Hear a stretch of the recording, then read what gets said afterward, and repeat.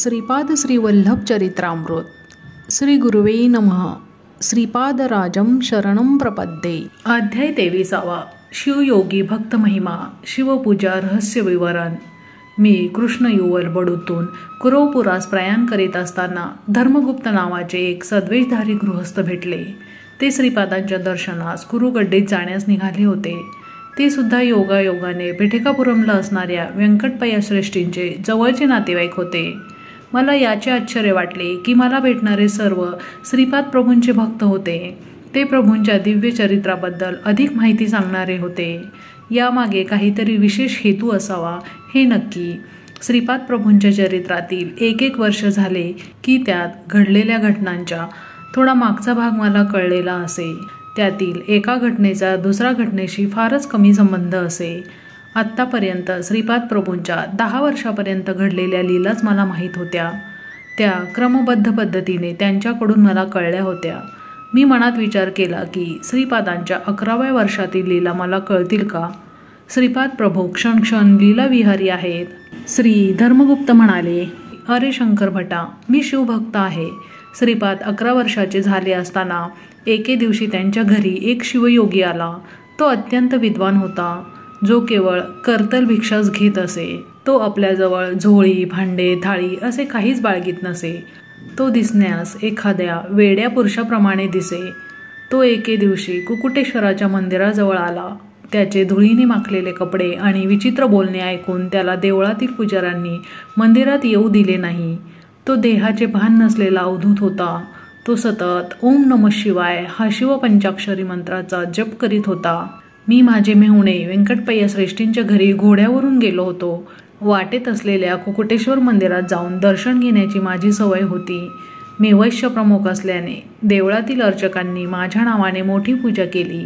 त्यांना चांगली दक्षिणा देण्याची माझी पद्धतच होती. मी 5 वराह त्या अर्चकांना दिले. त्यांनी आपापसात वाटून घेतले. देवळातील अर्चकांना मला त्यांची आर्थिक परिस्थिती, त्यांचे अनेक कष्ट याविषयी सांगितले आणि सनातन धर्माच्या रक्षणासाठी तुमच्यासारख्या सदाचारी शिष्याची अत्यंत आवश्यकता आहे असे ते म्हणाले. तेवढ्यात बाहेर आलेला शिवयोगी आत आला. त्याबरोबर 2 नागसर्पही आत आले. ते पाहून अर्चकांच्या तोंडाचे पाणी पळाले. शिवयोगी म्हणाले, अहो अर्चक स्वामी, तुम्ही घाबरू नका. ही शिवाची आभूषणे आहेत.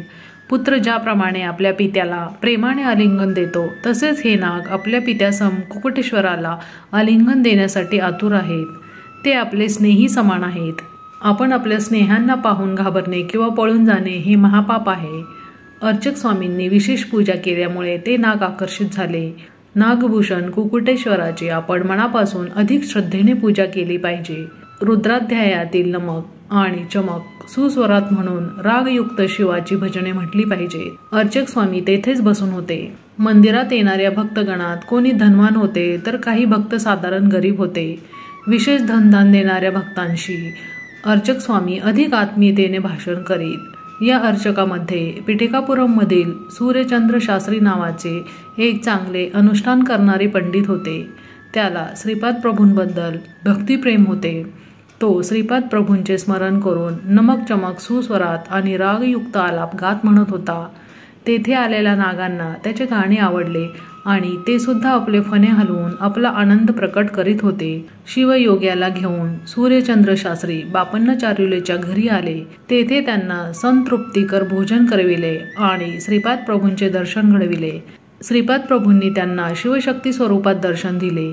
त्या दिव्य दर्शनाने तो शिवयोगी एवढा आनंदित झाला की त्याला समाधी स्थिती प्राप्त झाली. अशा अवस्थेत तो 3 दिवस होता. त्यानंतर श्रीपादांनी आपल्या दिव्य हस्तांनी त्याला जेवू घातले.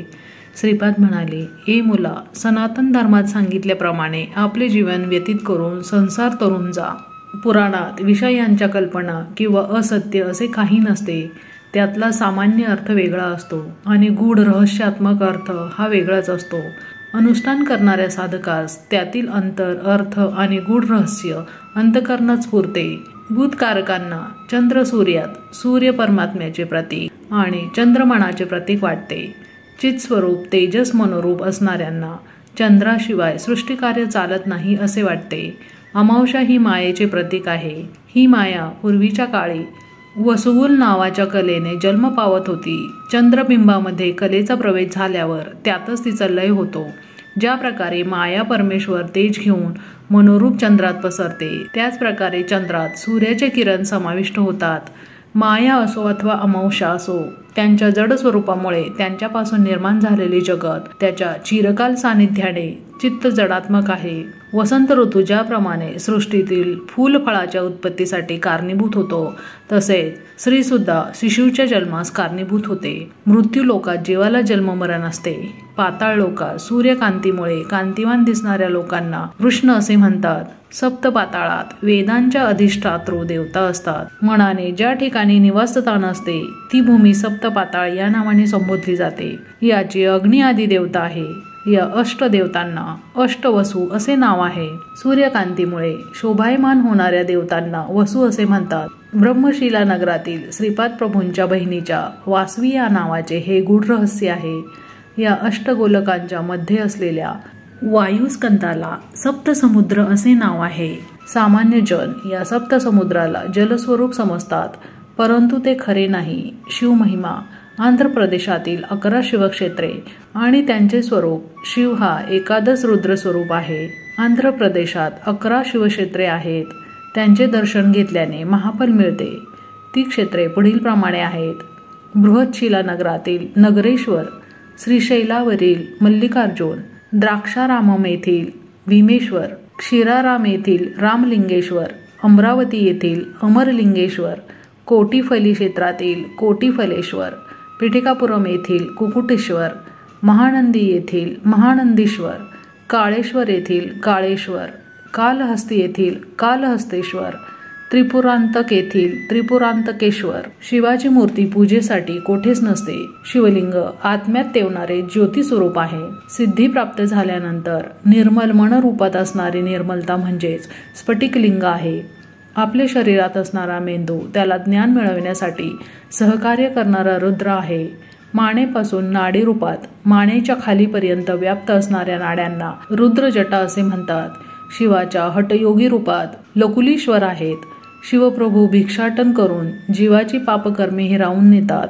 या सृष्टीतील तालबद्ध असलेली सृजन, स्थिती आणि लय यातील महस्पंदन शिवाच्या आनंद तांडवाने सुव्यवस्थित चालतात. यामुळे शिवाला नटराज असे म्हणतात. शिव परमानंदकारक असून ते आपल्या अनन्य भक्तांना मोक्ष सिद्धी प्रदान करतात. चित म्हणजे मन आणि अंबर म्हणजे आकाश. आकाश रूपात असणारा तो चिदंबर आहे. तुम्ही पाहत असलेल्या या विशाल विश्वात रोदसी रूपात रुद्र स्वरूपच आहे. द्वादश ज्योतिर्लिंगात राशीचक्रातील 12 राशींचे हा प्रतीक आहे, म्हणून शिवकाल स्वरूप आहे. 8 दिशांना ज्या अष्टमूर्ती आहेत त्या चिदाकाश स्वरूपच आहेत. पंचभूते शिवाची पंचमुखे आहेत. पंचज्ञानेंद्रिय, पंचकर्मेंद्रिय आणि मन मिळून एकंदर 11 रुद्र आहेत. यालाच एकादश रुद्र असे म्हणतात. शिवाचे उमामहेश्वर रूप नित्य प्रसन्न रूप आहे. त्रिगुणांचे भस्म करून घेतलेले रूपच त्रिपुरांतक रूप आहे. ज्ञाननेत्र हाच शिवाचा 3रा नेत्र आहे. शिवांच्या जटाजटातून परम पावन अशी निरंतर प्रवाहित होणारी गंगा माता उगम पावते आणि धर्तीवर प्रवाहित होऊन साऱ्या प्रदेशाला सुजलम सुफलम करते.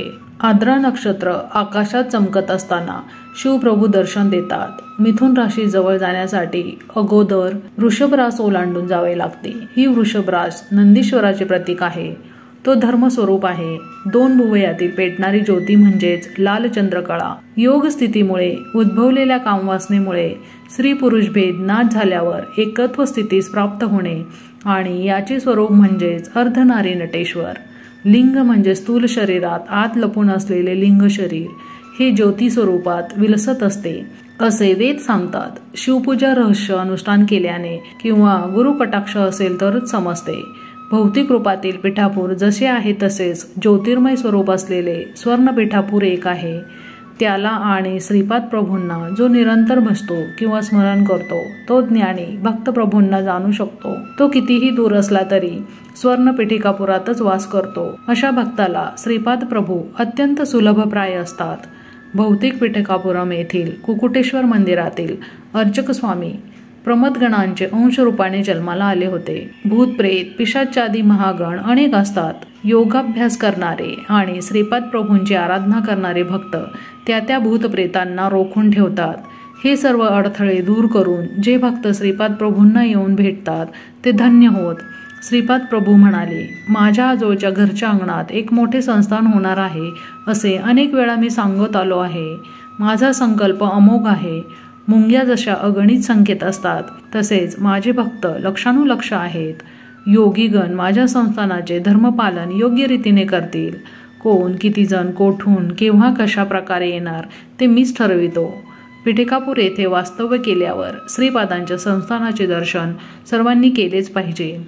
माझा अनुग्रह जे योग्य शिष्य आहेत त्यांनाच होईल. त्यांच्यावर मी अमृतवृष्टी करीन. अयोग्य व्यक्तीला माझे दर्शन मृगजळासारखे वाटेल. श्रीपाद श्रीवल्लभांचा जय जयकार असो.